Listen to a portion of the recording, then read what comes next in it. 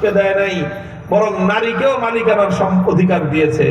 খরচের দায়িত্ব কেবল পুরুষের, সম্পদ পাওয়ার অধিকার নারী পুরুষ উভয়ের। সুতরাং যদি বলতে হয়, বলতে হবে ইসলাম নারীকে অগ্রাধিকার দিয়েছে। ইসলাম কোনোদিন নারীর সঙ্গে বৈষম্যমূলক আচরণ করে নাই। হ্যাঁ, পুরুষকেও ঠকায় নাই, পুরুষরাই কথা বলার দরকার নাই যে আমাদেরকে ঠকাইছে, বরং পুরুষকে ইসলাম এবং আল্লাহ দায়িত্ব বেশি দিয়েছে। পুরুষকে দায়িত্ব বেশি দিয়েছে, নারীকে অধিকার বেশি দিয়েছে। পুরুষকে দায়িত্ব বেশি দিয়েছে, নারীকে সুবিধা বেশি দিয়েছে। সুবিধা এজন্য বেশি দিয়েছে কারণ নারী দুর্বল।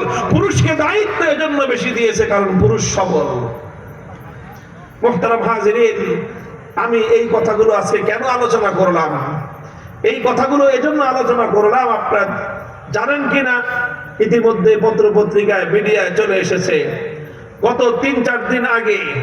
এখন তো বর্তমানে বাংলাদেশে একটা সংস্কারের আবহাওয়া চলতেছে, সবকিছু সংস্কার, সংবিধান সংস্কার, শ্রমনীতি সংস্কার, রাজনীতি সংস্কার, নারী অধিকার সংস্কার।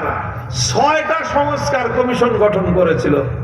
6টা সংস্কার কমিশনের মধ্যে একটা কমিশন ছিল নারী বিষয়ক সংস্কার কমিশন।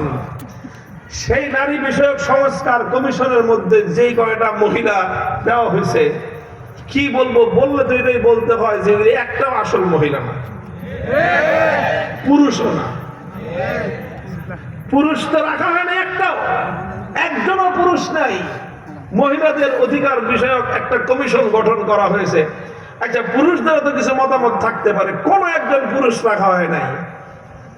পুরুষ রাখা হয় নাই, যা রাখা হয়েছে একটাও মহিলাও না।